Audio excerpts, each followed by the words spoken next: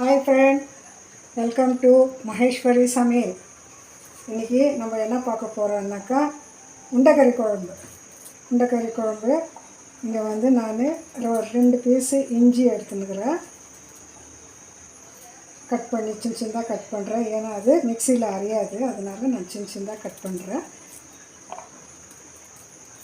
அதுக்கப்புறம் இங்கே கொஞ்சமாக கொத்தமல்லி எடுத்துன்னுக்கிறேன். ஒரு 20 பல்லு அளவுக்கு நான் பூண்டு எடுத்துன்னுக்கிறேன். ஒரு 10 பச்சை மிளகாய் எடுத்துன்னுக்கிறேன். ஒரு பெரிய வெங்காயம் எடுத்து வச்சுருக்கிறேன். அதுக்கப்புறம் ஒரு 4 லவங்கம், ஒரு ஏலக்காய், ஒரு 4 பீஸு பட்டை போட்டிருக்கிறேன். ஒரு பிடி அளவுக்கு தேங்காய் வச்சுருக்கிறேன். இது எல்லாமே சேர்ந்து நம்ம இப்போ மிக்சியில் போட்டுக்கலாம். மிக்ஸி ஜாரில் போட்டுக்கலாம்.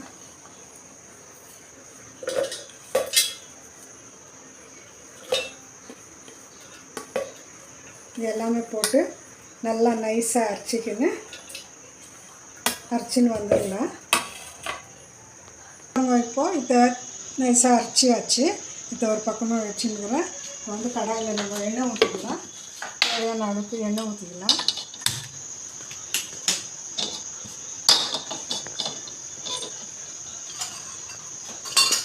நான் வந்து தேவையான அளவுக்கு எண்ணெய் ஊற்றிக்கிறேன். நான் நீங்கள் கொஞ்சமாக ஒரு 50 கிராம் அளவுக்கு ஊற்றிருக்கிறேன்.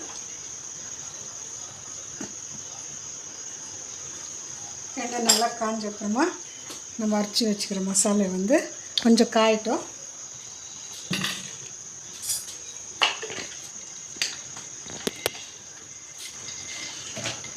அதுக்கப்புறம் நம்ம கைமா உண்டைக்கு ரெடி பண்ணிக்கலாம். அது வந்து எப்படி பண்ணுறதுன்னு காமிக்கிறேன்.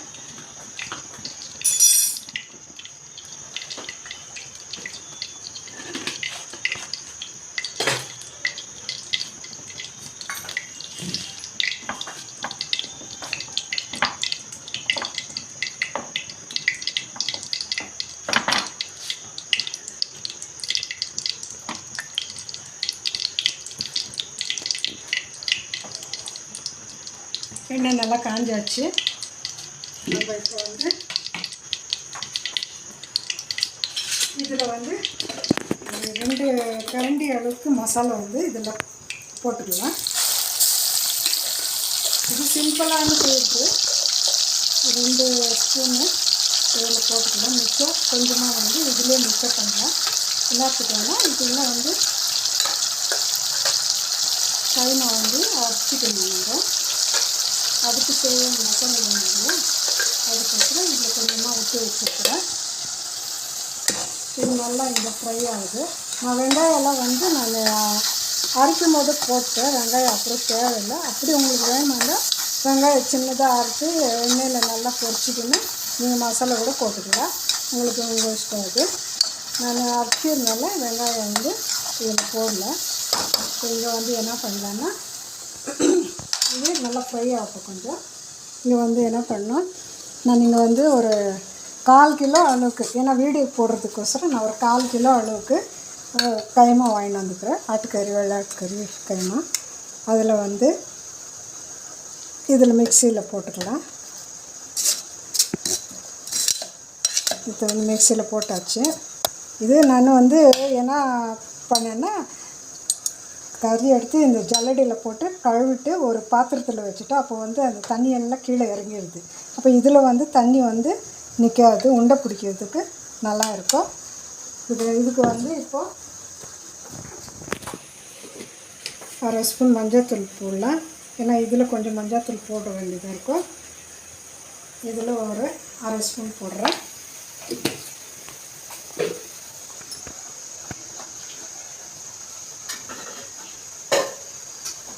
அதுக்கப்புறம் இதில் 1 ஸ்பூன் தனியா போடுறேன்.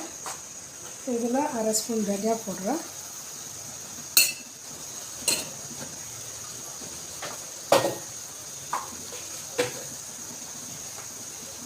இதை வந்து மறுபடியும் நம்ம அரைச்சின்னு வந்துடலாம். எங்கள் வீட்டில் வந்து கிச்சனில் வந்து மிக்ஸி போடுறதுக்கு சுவிட்சு கெட்டுட்டு இருக்குது. அதனால் இது அரைக்காததுக்கு முன்னே இதில் வந்து நான் தனியாத்தூள், மஞ்சாத்தூள், அரைச்ச மசாலையில் கொஞ்சமாக எடுத்து இதில் போட்டிருக்கேன். இதில் வந்து கொஞ்சமாக உப்பு போட்டு நம்ம வந்து இன்னும் அரைச்சின்னு வந்துடலாம். இப்போ வந்து நல்லா கைமாவை அரைச்சாச்சு நைஸாக. இப்போ வந்து ஒரு பாத்திரத்துக்கு எடுத்துக்கலாம். பாத்திரத்துக்கு எடுத்துக்கோங்க. ஒரு பாத்திரத்தில் மாற்றிக்கலாம்.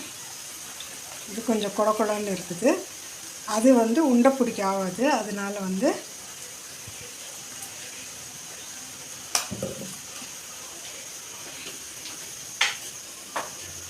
நான் அது குழன்னு இருக்குது இல்லையா, அதனால கொஞ்சம் அது உண்டை நிற்கிறதுக்கோசரம் இங்கே வந்து ஒரு 3 ஸ்பூன் கடலை மாவு சேர்க்குறேன். இதில் கடலை மாவு சேர்த்தாக்கா அப்போ உண்டை பிடிக்கிறதுக்கு ஈஸியாக இருக்கும். நம்மளுக்கு குழன்னு இருக்காது. இதை நல்லா இப்படி மிக்ஸ் பண்ணிக்கலாம்.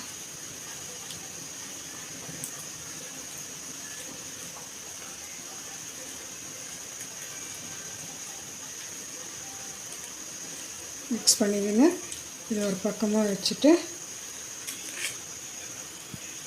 பண்ணியாச்சு. இதுக்கப்புறமா வந்து உருண்டை பண்ணலாம். இப்போ வந்து இதுக்கு தேவையான தக்காளி வந்து அரைக்கணும். ஏன்னா தக்காளி வந்து இது கூட அரைச்சாக்கா உண்டை வராது.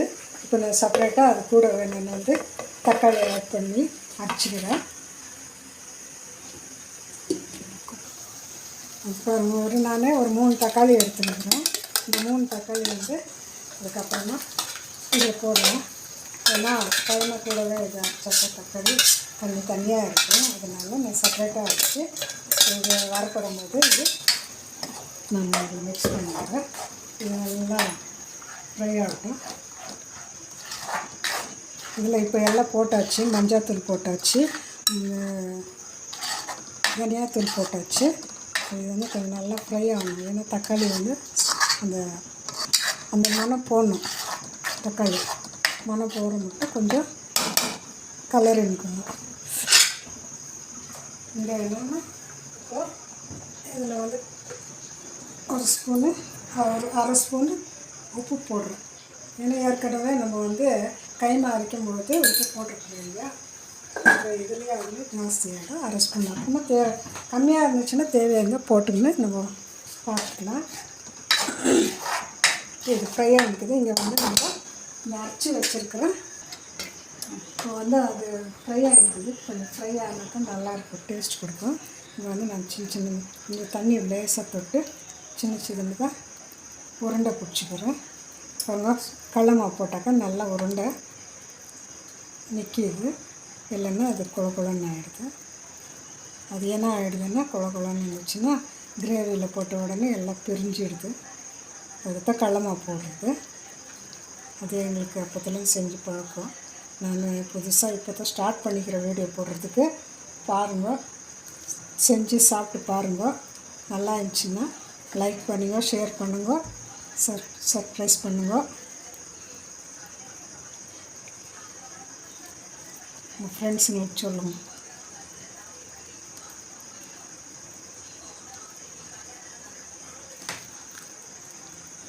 இப்போ இங்கே வந்து கொஞ்சம் இது வந்து கைமா வந்து கொஞ்சம் நைஸ் ஆகிடுச்சு. இன்னும் கொஞ்சம் நம்ம வந்து வரையாக இருந்துச்சுன்னாக்கா நல்லா சாப்பிட நல்லாயிருக்கும். இது நைஸ் ஆகிட்டுக்குது கொஞ்சம். இது வந்து வயசானவங்களுக்கு நல்லாயிருக்கும் சாப்பிட்றதுக்கு. நம்ம வந்து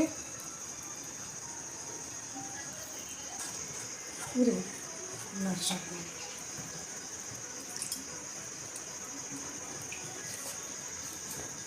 அது இங்கே வந்து நான் அரைச்ச கைமாவை வந்து கடலை மாவை போட்டு மிக்ஸ் பண்ணி எல்லாம் வந்து உருண்டை பண்ணி வச்சுக்கிறேன். இந்த மாதிரி உருண்டை பண்ணி வச்சுக்கிறேன். இது கொஞ்சம் நைஸ் ஆகிடுச்சு. அதனால் கொஞ்சம் உருண்டை வந்து வளைஞ்சி வருது. நீங்கள் அரைக்கும் போது பார்த்து திட்டமாக அரைச்சிக்கோங்க.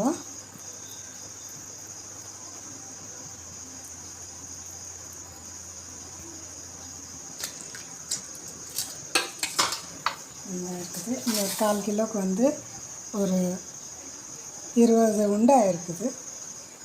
அது வந்து நம்ம வந்து ஒரு 5 பேர் சாப்பிட்லாம் ஓரளவுக்கு. நான் இப்போ வீடியோ பண்ணுறதுக்கோசரம் நான் கொஞ்சமாக கொண்டாந்து பண்ணியிருக்கிறேன்.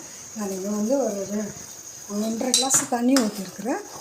அந்த 1.5 கிளாஸ் தண்ணி இது வந்து இது போட்டதுக்கப்புறம் கொஞ்சம் சுண்டும் போது நம்மளுக்கு தேவையான இன்னும் கொஞ்சம் தண்ணி மிக்ஸ் பண்ணிக்கலாம்.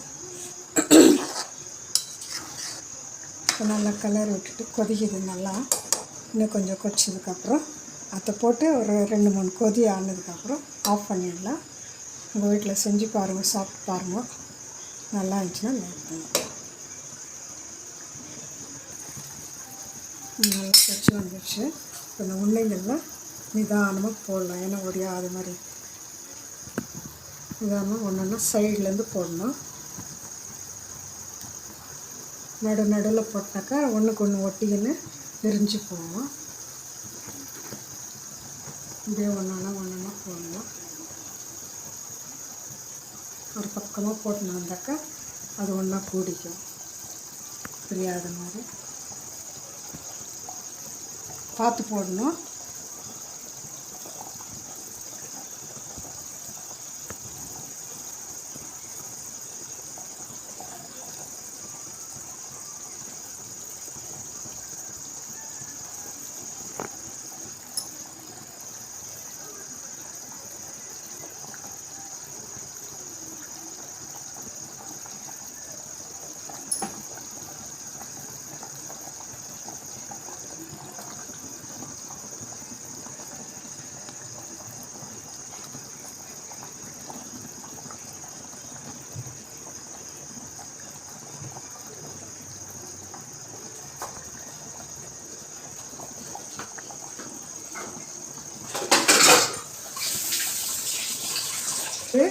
வந்து ஒரு 10-15 நிமிஷம் வேகட்டும்.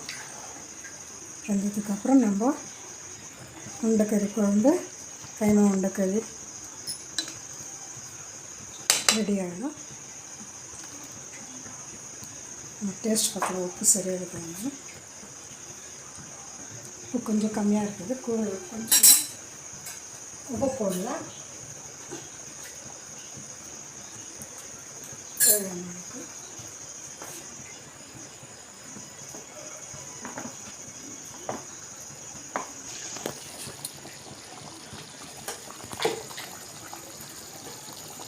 இது வந்து காரம் கொஞ்சம் கம்மியாக இருக்குது.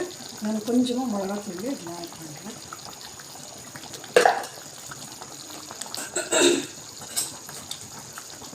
வந்து மெல்லமாக மிக்ஸ் பண்ணணும்.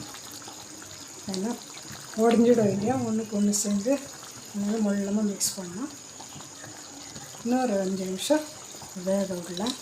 வெந்ததுக்கப்புறம் நம்ம ஸ்டவ் ஆஃப் பண்ணி விட்டுருலாம். அந்த சூட்லேயே வந்து நல்லா அது வந்து